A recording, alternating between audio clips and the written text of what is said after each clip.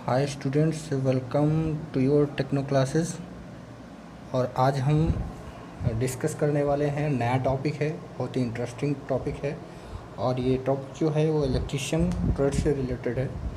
और मोस्टली तो ये सबके लिए टॉपिक है, हर टेक्निकल स्टूडेंट्स के लिए जानना ज़रूरी होता है। जैसा कि आप लोग देख ही रहे होंगे, आप फिगर भी देख लिया होगा कि आज हम बताने वाले हैं आपको ट्रांसफार्मर। ठीक है, तो ट्रांसफार्मर क्या होता है। ट्रांसफार्मर जैसा कि आज का जो टॉपिक ही है कि ट्रांसफार्मर, ठीक है, ट्रांसफार्मर। तो ट्रांसफार्मर क्या होता है, सबसे पहले हम एक इंट्रो लेंगे साधारण सा कि ट्रांसफार्मर एक ऐसी स्थितिक युक्ति है, यानी स्टैटिक डिवाइस है जो विद्युत ऊर्जा को एक परिपथ से दूसरे परिपथ में स्थानांतरित करती है। ठीक है, जैसा कि आप लोग जानते हैं कि ट्रांसफार्मर एक ऐसी स्टैटिक डिवाइस है जो विद्युत ऊर्जा को एक स्थान से दूसरे परिपथ में स्थानांतरित करती है।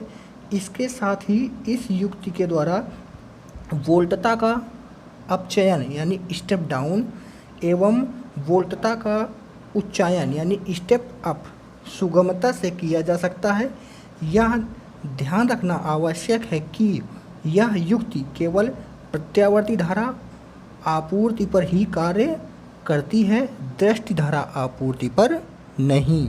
समझ गए ना इस बात को आप लोग कि जो हमारा ट्रांसफार्मर होता है वो क्या करता है कि प्रत्यावर्ती धारा आपूर्ति पर ही कार्य करता है, दिष्ट धारा आपूर्ति पर नहीं।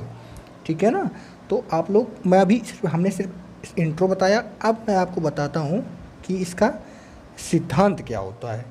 ठीक है, तो ट्रांसफार्मर का मैं आपको सिद्धांत बता देता हूँ कि सिद्धांत क्या होता है ट्रांसफार्मर का। देखिए, transformer of working principle of transformer. ठीक है, तो सिद्धांत क्या होता है, सिद्धांत देख लीजिए ट्रांसफार्मर का।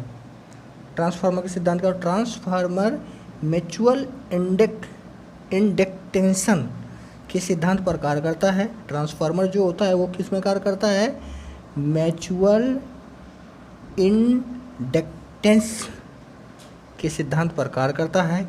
इंडक्टेंस का वास्तविक केवल एसी परिपथ से होता है। समझ गए ना, यानी इंडक्टेंस का जो मतलब होता है वो केवल वास्तविक एसी परिपथ से होता है। अतः ट्रांसफार्मर भी केवल एसी सप्लाई पर कार्य करता है, न कि डीसी पर। समझ गए ना, जो ट्रांसफार्मर होता है वो किस पे, एसी पर कार्य करता है, एसी पर कार्य करता है, डीसी पर नहीं कार्य करता। समझ गए, एसी पर ही कार्य करता है। ये बात तो आपको समझ में आ गई होगी। अब बात करते हैं हम ट्रांसफार्मर की संरचना, किस पे, संरचना पर। संरचना, ट्रांसफार्मर की संरचना। तो संरचना क्या होती है, ट्रांसफार्मर में दो प्रकार की बाइंडिंग स्थापित की जाती हैं। ठीक है ना, प्राइमरी बाइंडिंग और सेकेंडरी बाइंडिंग। ट्रांसफार्मर में दो प्रकार की बाइंडिंग स्थापित की जाती हैं, एक तो प्राइमरी और दूसरी सेकेंडरी।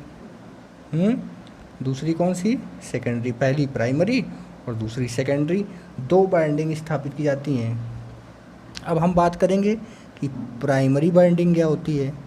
तो प्राइमरी बाइंडिंग क्या होती है, देखिए, प्राइमरी बाइंडिंग पे डिस्कस करने से पहले एक बार हम ओरल आपको दिखाना चाहते हैं कि ट्रांसफार्मर हमारा कैसा होता है।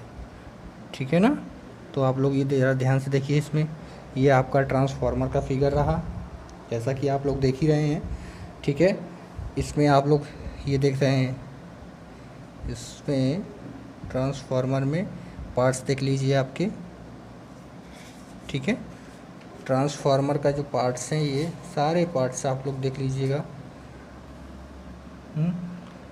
ये ऑयली ये होता है, ये आपका रहा। ठीक है, इधर ये रहा ऑयल गेज, एस्टिवल और ट्रिपल स्विच, टैपिंग स्विच। ठीक है, और टेम्परेचर गेज होता है इधर। इधर ये सिलिका जेल ब्रीदर ऑयल, ये आपका कंजर्वेटर होता है। समझ गए, तो ये आप लोग ध्यान से देख लीजिएगा। बाकी अब आ जाते हैं हम पार्ट्स पर। तो ट्रांसफार्मर के पार्ट्स कौन कौन से होते हैं? ट्रांसफार्मर के पार्ट्स आपके ये रहे। ट्रांसफार्मर के पार्ट्स देखिए, ट्रांसफार्मर के भाग कौन कौन से हैं? ये रहे भाग आपके।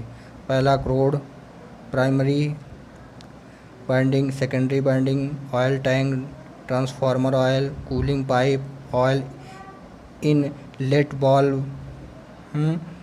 और देख लीजिए आप लोग,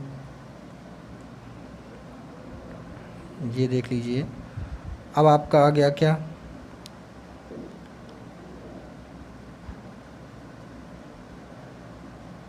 जो ये सारे भाग हैं ये आप सब लोग, ऑयल टैंक हो गया, ट्रांसफार्मर ऑयल हो गया, कूलिंग पाइप हो गया, ऑयल इनलेट वाल्व हो गया, फिर इसके बाद आपका आ गया ऑयल आउटलेट टेकॉक, ऑयल गेज, प्राइमरी टर्मिनल। इन सारे भागों के बारे में हम बारी बारी से डिस्कस करेंगे। अभी मैं आपको सिर्फ ये बता रहा हूँ कि आपके ये पार्ट्स कौन कौन से होते हैं, ठीक है। आपका ऑयल गेज हो गया, प्राइमरी टर्मिनल हो गया, सेकेंडरी टर्मिनल हो गया, अर्थ पॉइंट हो गया, डाटा प्लेट हो गया, एक्सप्लोजर टैंक वेंट हो गया, कंजर्वेटर हो गया, ब्रीदर हो गया। तो ये आपके सारे पार्ट्स हो गए। अब इधर देखिए, ब्रीदर के बाद आपके क्या क्या आते हैं? Conservator, breather, silica gel, typing switch हैं, और बकोल्स, रिले तथा तापमापी। तो ये आपके सारे पार्ट्स हो गए। पार्ट्स हो गए ना, पार्ट्स ऑफ ट्रांसफार्मर। ट्रांसफार्मर, तो ये आपके सारे पार्ट्स हो गए ट्रांसफार्मर के। तो आपने अभी क्या देखा कि आपने पढ़ा कि ट्रांसफार्मर हमारा कैसा बना होता है, ट्रांसफार्मर का सिद्धांत क्या होता है। जैसा कि हमने आपको बताया था कि ट्रांसफार्मर का, पहले हमने आपको ट्रांसफार्मर का परिचय दिया, इसके बाद मैंने आपको बताया कि ट्रांसफार्मर जो होता है वो किस सिद्धांत पर कार्य करता है, ट्रांसफार्मर की संरचना क्या होती है, कंस्ट्रक्शन ऑफ द ट्रांसफार्मर। इसके बाद मैंने आपको ये भी बताया कि प्राइमरी, इसके बाद सेकेंडरी, ठीक है। तो ये आप लोगों ने ट्रांसफार्मर का एक इंट्रो पढ़ा। देखिए आपको बता दूं, ये ट्रांसफार्मर की फर्स्ट क्लास है। इसके बाद हम जो आपको हमने ये पार्ट्स बताए हैं ट्रांसफार्मर के जो हमने ये भाग बताए आपको कि क्रोड क्या होता है, इसके बाद आपका प्राइमरी बाइंडिंग क्या होता है, इसके बारे में हम एक एक पॉइंट पे डिस्कस करेंगे। किसका क्या वर्क होता है, किस तरीके का उसका फिगर होता है, इसको लेकर मैंने एक नोट्स बनाई हुई है, जो कि नोट्स आप लोग अभी आने वाले सेकंड क्लास में आप इसकी नोट्स देखेंगे। ये आपकी ट्रांसफार्मर से रिलेटेड फर्स्ट क्लास थी। तो अभी आपको बता दूं, इसी में थोड़ा सा पॉइंट और ले लेता हूँ मैंने एक आपको पॉइंट्स बताया था प्राइमरी, तो सेकेंडरी और प्राइमरी मैंने बताया था ना, सेकेंडरी और प्राइमरी। तो सेकेंडरी और प्राइमरी क्या होता है ये भी आप लोग ज़रा देख लीजिए। देखिए आपको बताया था मैंने प्राइमरी, ट्रांसफार्मर की संरचना में बताया था ना, कंस्ट्रक्शन ऑफ द ट्रांसफार्मर में कंस्ट्रक्शन ऑफ द ट्रांसफार्मर में दो प्रकार की बाइंडिंग स्थापित की जाती है। किस प्रकार की? दो प्रकार की बाइंडिंग। कितनी? आपकी बाइंडिंग क्या होती है? दो प्रकार की। फर्स्ट कौन सी? प्राइमरी। तो प्राइमरी बाइंडिंग क्या होती है कि जिस बाइंडिंग को वैद्युत स्रोत से संयोजित किया जाता है वह प्राइमरी बाइंडिंग या प्राइमरी कहलाती है। एक बार और समझ लीजिएगा, जिस बाइंडिंग को वैद्युत स्रोत से संयोजित किया जाता है वह प्राइमरी बाइंडिंग कहलाती है, ठीक है। अब हम बात कर लेते हैं सेकेंडरी बाइंडिंग की। जिस बाइंडिंग को वैद्युत शक्ति का उपयोग करने वाली युक्ति से संयोजित किया जाता है उसे हम सेकेंडरी बाइंडिंग कहते हैं। एक बार और देख लीजिएगा, सेकेंडरी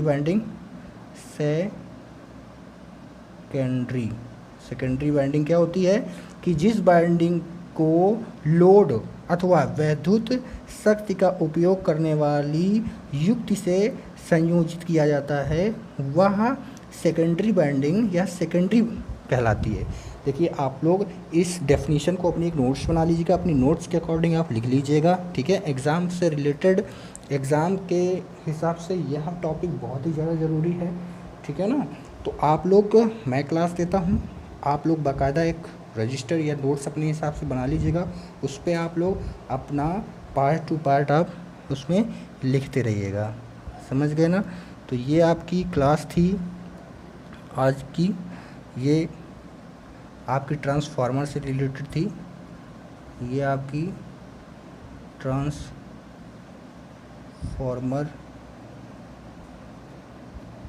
क्लास पार्ट फर्स्ट था, ठीक है। और सेकंड क्लास आपकी नेक्स्ट क्लास में होगी। Okay, thanks for watching this channel. और अपने फ्रेंड्स को लाइक सब्सक्राइब करें, शेयर करें और ज़्यादा से ज़्यादा लाइक करें। और जो भी प्रॉब्लम हो, जिस भी स्टूडेंट को कोई भी प्रॉब्लम हो, वो बेझिझक कमेंट करे कि सर मुझे ये प्रॉब्लम है, I will solve this problem in all students. Okay, तो so thanks for all students.